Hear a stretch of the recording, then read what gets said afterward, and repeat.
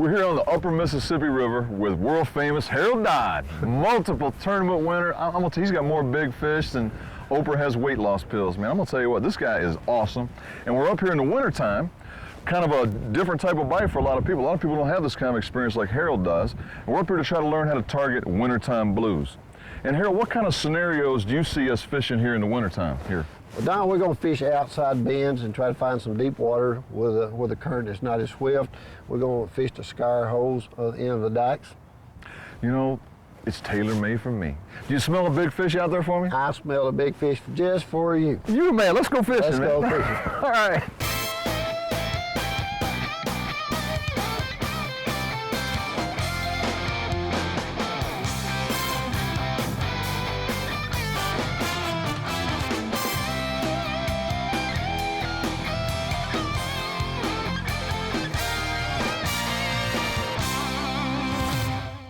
Harold, now, going after these big monster cats here on the Mississippi, I know it takes the right bait, you know, and usually we try to find it and match it and all this stuff. What is the best bait to go after these cats down here? And does it matter whether it's fresh bait or can I bring frozen bait from somewhere else? Don, I prefer skipjack herring, which most people know is not readily available 12 months a year, so I use a lot of frozen skipjack, and I've been very successful with it. Skipjack. Well, I've seen the little skipjack, and then I've seen these real big ones. Should we use great big ones and cut them up, or do you use the whole small ones? Or knowing you probably use these big giant ones. What is the best size to use? Don, I like to catch the biggest skipjack I can find and go catch some, and I'll show you the kind I like to use.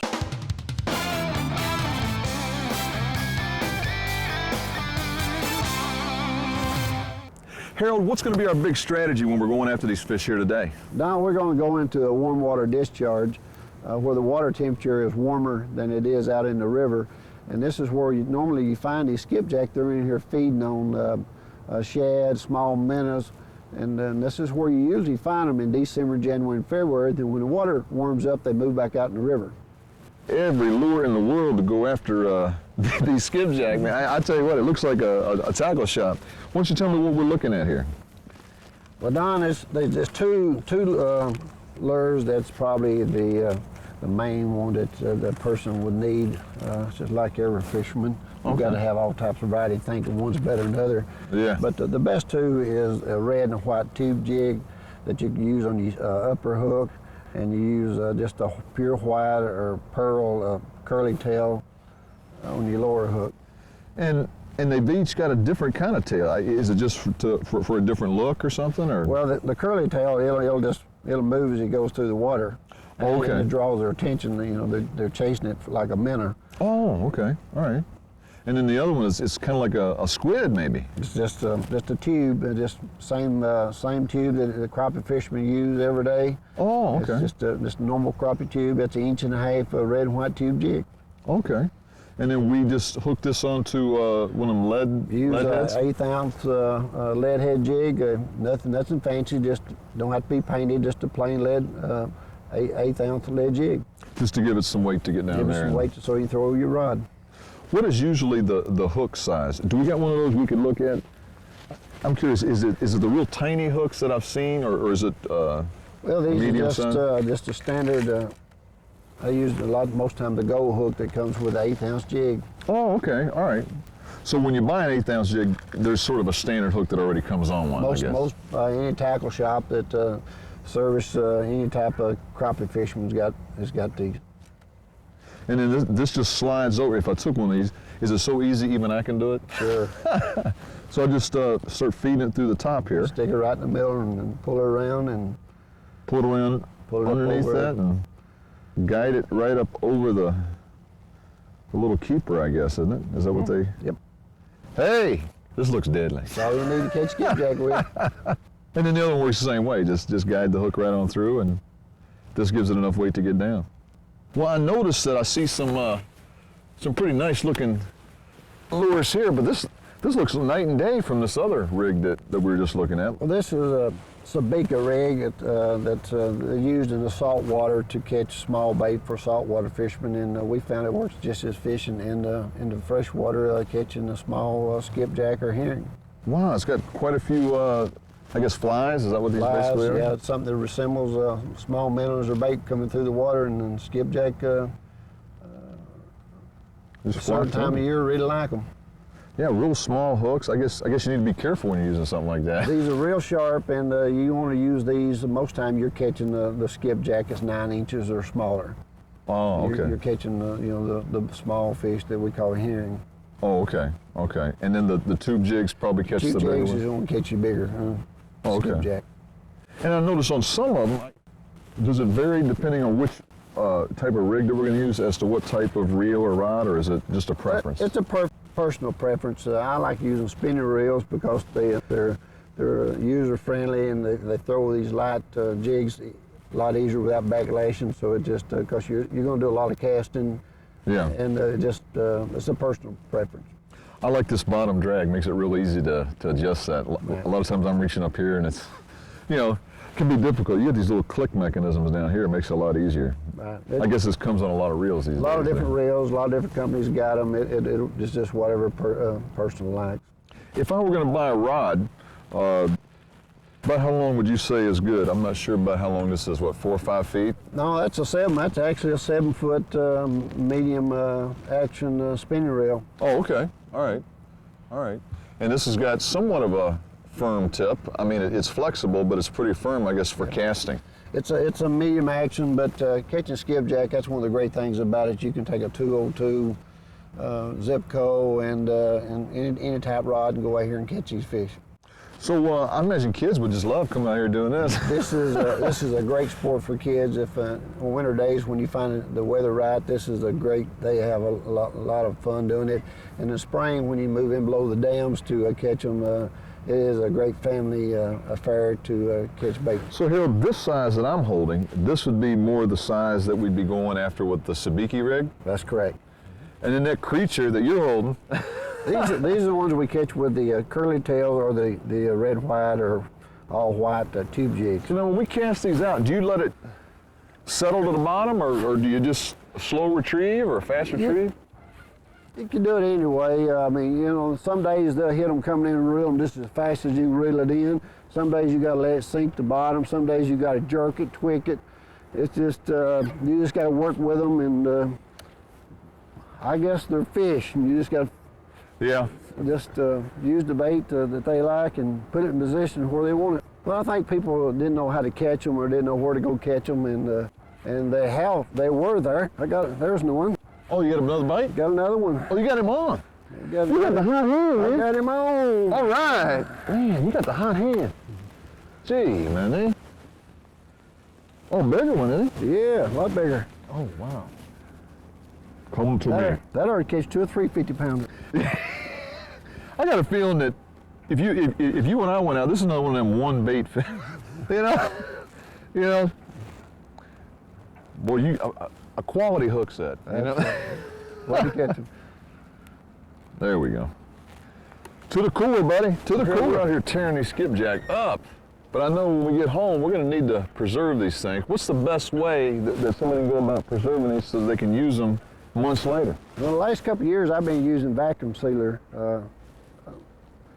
to put them in, and it don't seem to get freezer burn like I used to wrap them in paper or saran wrap. So I started putting them in vacuum sealing bags.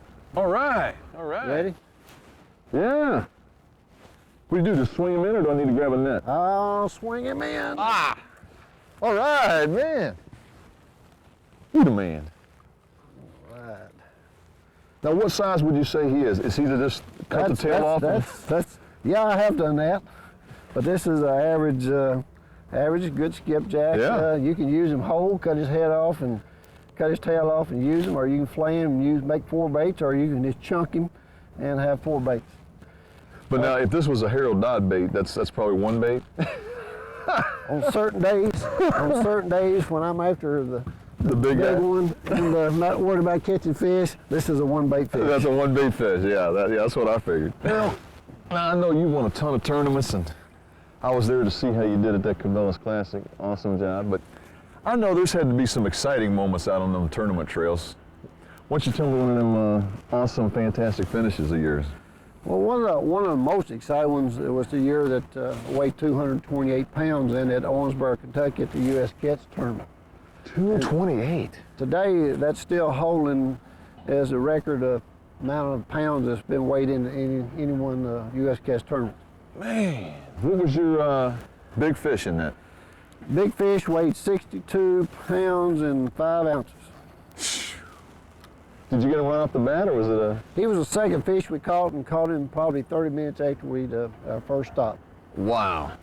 So all day you kind of knew you were in the hunt, you know, just with that big fish, right?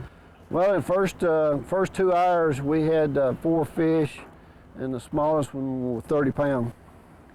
And of course you're using your trademark giant baits and stuff? We was using our big giant skipjack fillets and chunks. Have you been to some of these tournaments that you ended up doing real good at, but it took to the bottom of the 9th inning before you ended up getting the fish? Two tournaments I can that I'm real this was plumb out to the last minute, then ended up coming in first place, and one of them was at Paducah, Kentucky. We'd fished about 2:30, 3 o'clock, and just hadn't caught hardly any at all, and the fish that won us the tournament weighed a little over 54 pounds. Man, wow. And the tournament's over, you gotta be in the weigh-in line at 4, and you got him at 2:33? Got about 2:30, 3 o'clock, and had him in the boat, and was on our way to the weigh-in. Oh my goodness. Bottom of the 9th. Well, you got that whole tournament trail coming up this year, so I'm sure there's gonna be some thrills and chills this time as well. I'd say the competition is going to be really tough, and going to be really exciting this year. We're getting better fishermen. They're learning newer baits, better techniques. They're working hard at it, new electronics, better boats, better equipment. Yeah. This is probably going to be one of the most exciting tournament trails we've had so far. Well, Harold, I got a feeling that you've got a date that you and I are going to have to team up in. It is in the stars for you and me to go out there and power fish. There you go. I'm looking forward to it, Don. If you're going to stay in the boat with me, I need somebody to lay with me. There it is, man. There it is. All right, now I'm going to give me a skipjack here now. Here we go. Okay. I feel we're catching, I caught 2 here earlier, and then you just caught 2 more. Could be. And these here, and they do this. They porpoise out here, and they could be them. They're just not in this dingy water. They may not be hitting these baits. Yeah. Harder for them to see. Yeah, harder. Oh, I got one right here at the boat, look. There you go. Whoa, right at the boat. He was following it. Yeah. He's big. Big one. Ah. Wow. Hello. Hello.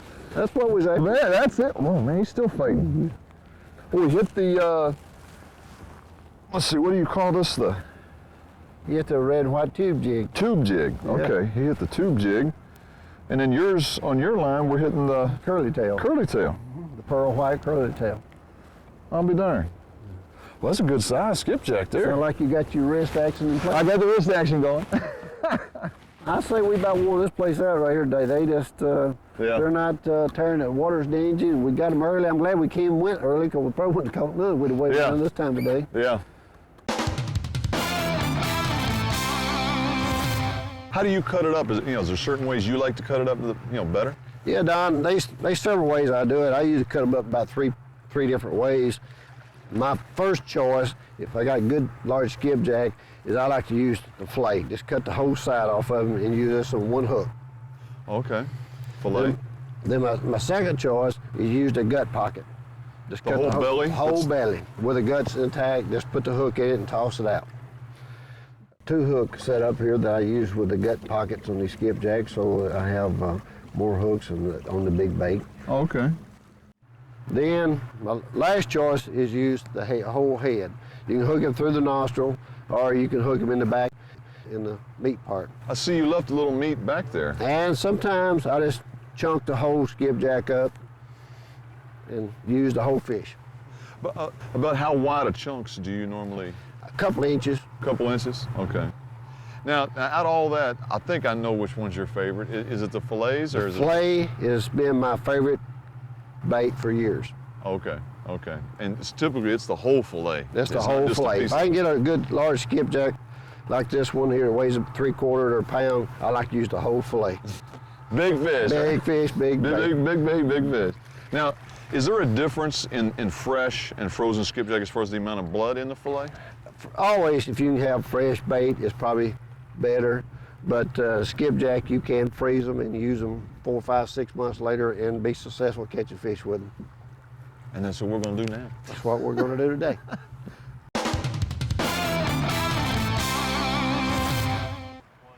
Harold, I know everybody's got their preferences when it comes to rod, reels, and rigs and stuff.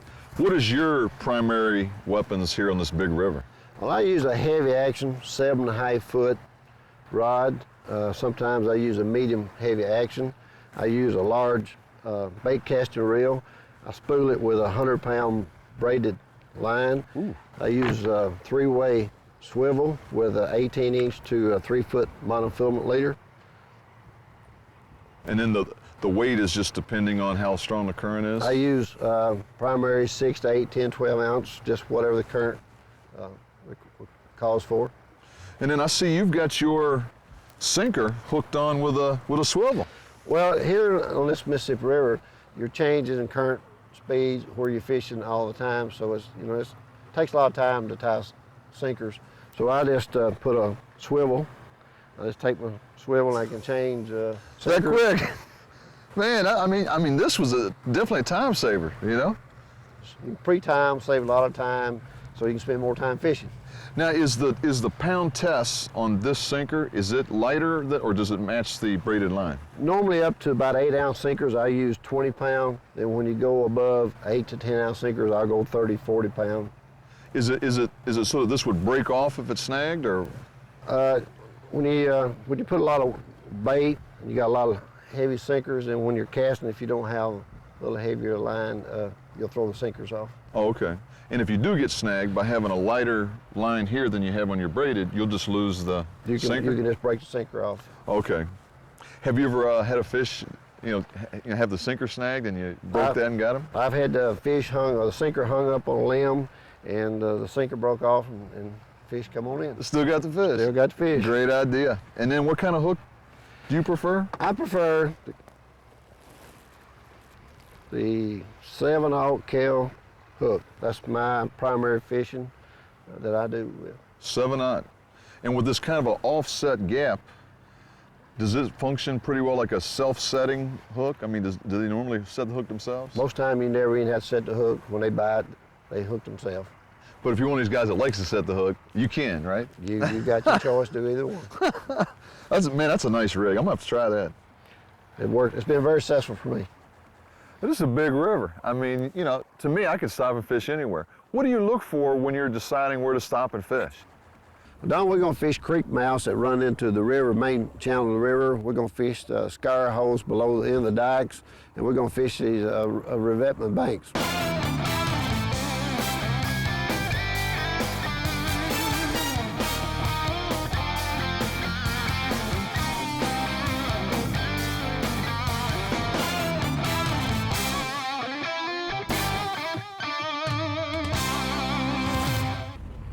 Now, the pictures I showed you, Jim Moyer and them, the big fish, we caught them right here. And that big pink fish, Lindsay hauled up, caught him right here. All right. And I've caught 3, 4 more big ones here. But this is the place. Why? It's interesting, I don't know. They just come here. You get the current right. I'm gonna let her float down here, and then we're gonna float back up here. I'm just curious to see what's in here.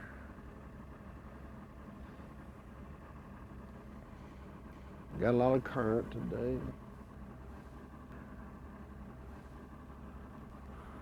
It's a drop off? Big time. We're in 33, 34, 30, 35 feet today. And it goes from 35 to 10. Man.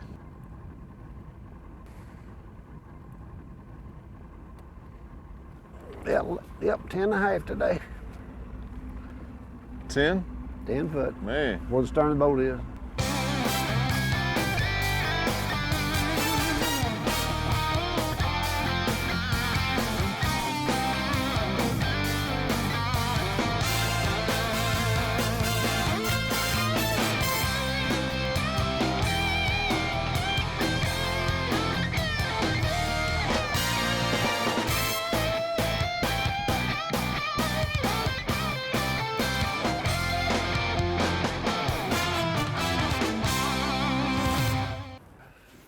All right, let her go all the way to the bottom.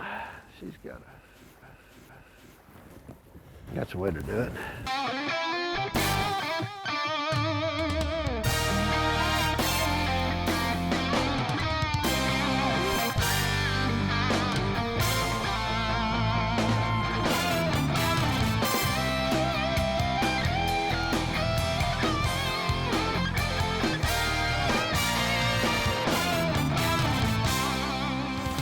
If you had to say one thing is the key to finding big blues, what would it be?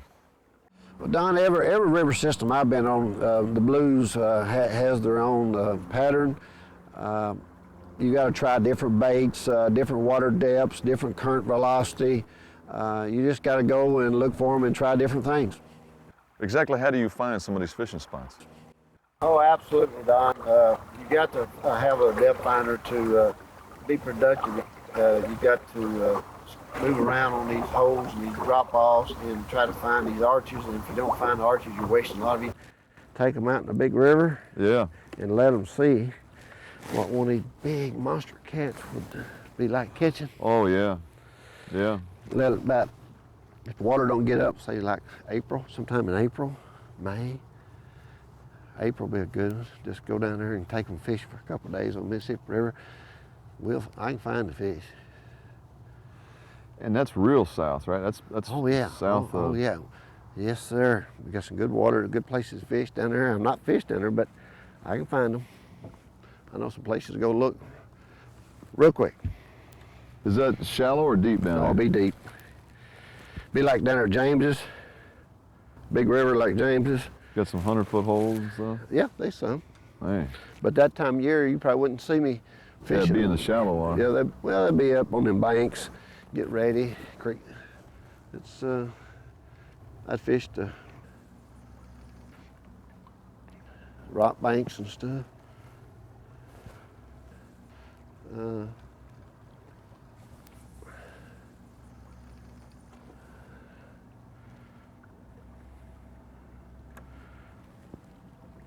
They like to see how their boat does out in the big river and carry them out and show them how.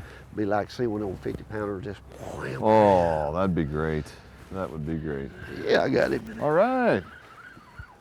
Number 3 ride. All right. What's good when you get on the spot early and pop that first fish, you know? Big or small, just get them in. Did you not see him?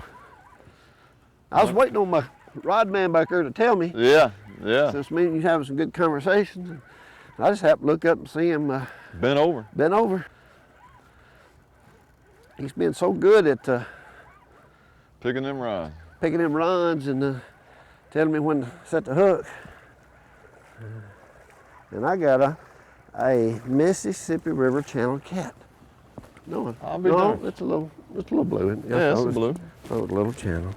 Little feller. Looks like you brought some grass with him. Brought some grass. Tells you they're laying right on the bottom. Tells you that's where we caught him. I'll be darned. That's So there must be a lot of grass down there. Yep. Good start, guys. Yeah. At least we know they're feeding today, and that was better than I could say for years. Yeah. They talk about getting the skunk off the boat. We're not gonna get skunked.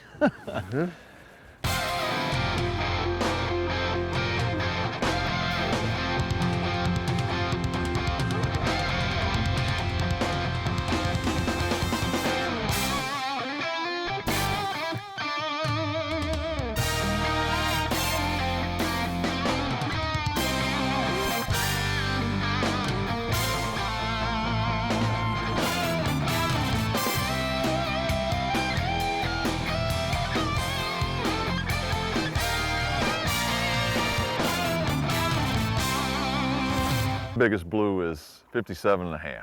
And I know that's probably the size of your bait. What's your biggest blue of all time? Don, my biggest fish came on December the 7th. He weighed 73 pounds. I was out here fishing by myself, and my first stop, I just got onto a lot of fish. They were sitting in a wintering hole, and he was about number 16 fish that I had caught and released that afternoon.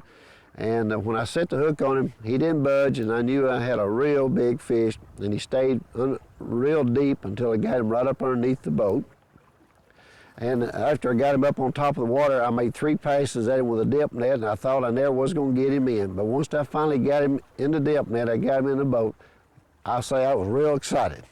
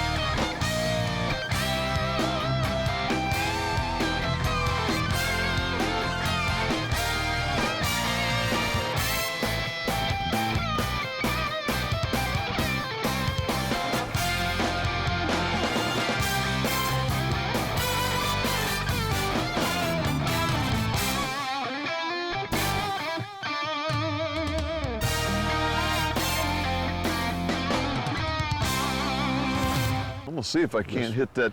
Would you say the edge of that current seam would be a good place to aim for, or Be a great place. kind of, let the bait move down into that slack water? Is that what? Slack water. You throw it out there in that current, and the current's going to take it where it wants to rest. And That's where hopefully, the fish should be sitting also. yeah, hopefully fish are resting there, right? That's right. Good cast. I There couldn't we do no go. better myself. Yeah, right. I've seen you zing them already.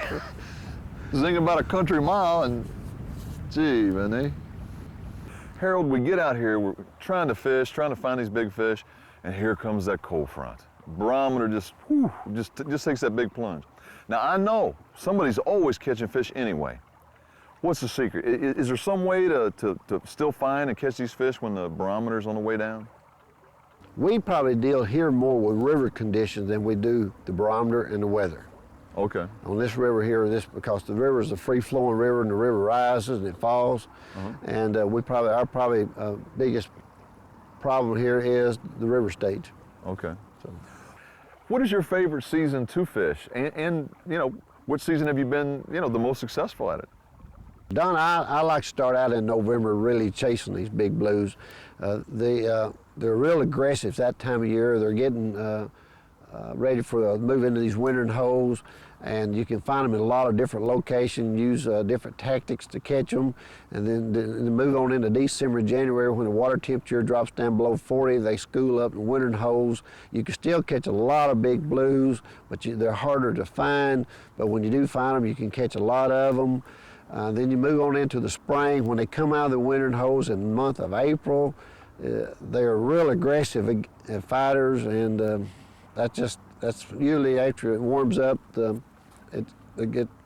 Harold, I am a catch and release fanatic. I mean, I hug catfish. People are rumored that I used to go out with a cat. I'm catch and release, period. I know that you've been a catch and release guy from the beginning as well. Have you noticed that the catch and release attitude is on the increase, or is it still pretty much everybody keeps what they catch? Absolutely, Don. I'm a fanatic catch and release guy, but as you get around to the crowd today, you hear more people talking about catch and release, and people are probably cherishing that 8 by 10 photo now rather than keep a fish and killing it.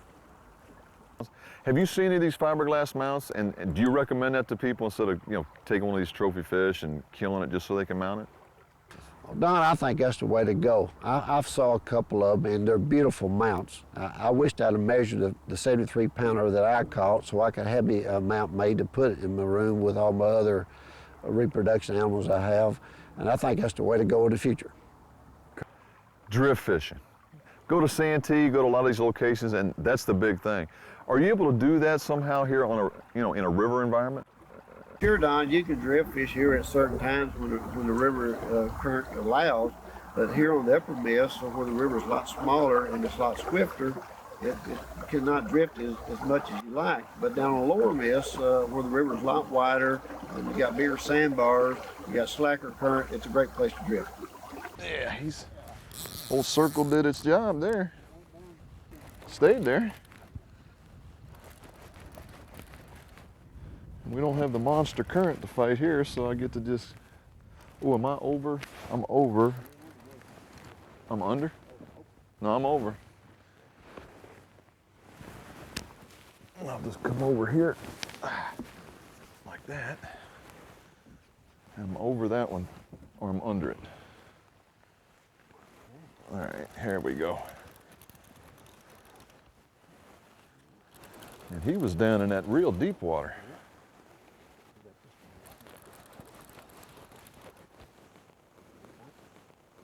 Yeah. And he's not in current. I never see it go down, but I seen him come up with it. He's got to be at least 10 pounds, I would think. Because I'm not fighting current this time. He's staying down. And I guess I'm going to have to go up around this one. Oh, he's pulling good, though. Big or small, look at him. Oh, nice. Oh, man, he's huge. A huge one. Man. Well, they fool you, don't they? Oh, he's huge. That's where he kept staying down. You know what I'm saying, man? I asked for an 83. What do you think? 50. 50 something. Got 50. Bring him on in. Okay. Got him? I got it. All right. All right. Woo. Yeah. Yeah, buddy. And you know, the funny thing about this fish is he was biting like a channel cat, wasn't he? Dink, dink, dink, dink, dink. Man. Good net job. You the man. I tell you what, Harold put us on these fish. He marked them. He put us on the spot. We are anchored about picture perfect. And this is the result. My goodness. What a big guy. My goodness. Yeah, I think he's more than... Oh, yeah, he's heavy. That's a heavy. Oh. Whoa, man. He's going... That's a big fish. Wow. All muscle, too. Look at him. My goodness. Harold, when you said come on down here in the winter for big fish, is this what you meant? This is a good starter. Yeah. Good starter fish, huh? Man, oh man. I'm gonna find that boga grip, man.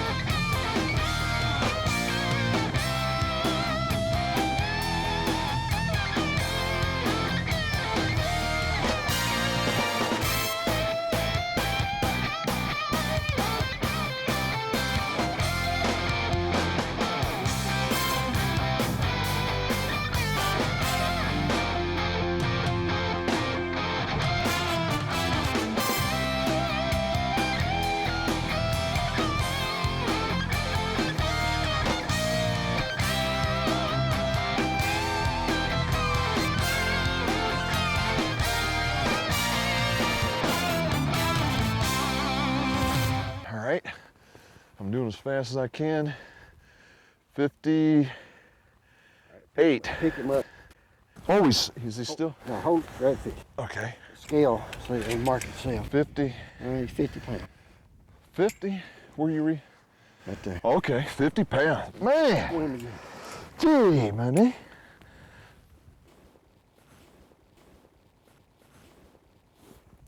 Okay. Okay. And then just take the load off, and that'll keep the weight on there. 52 pounds. 52. Hello. Big guy. Starter today. Woo! 52 pounds, man. Beautiful fish. Man, oh man. Good start. Great job, Harold. Caught him. Oh man. Oh, look at the gut on this guy. My goodness. Well, we're gonna ease him back in because that's what we do. What a gorgeous guy. Or gal. Woo. Just leave me my fingers, babe. Leave me my fingers. Woo! She's in a rush to get back. Hey, Harold. Hey. Oh, you the man, man. This is Mississippi River fishing here, man.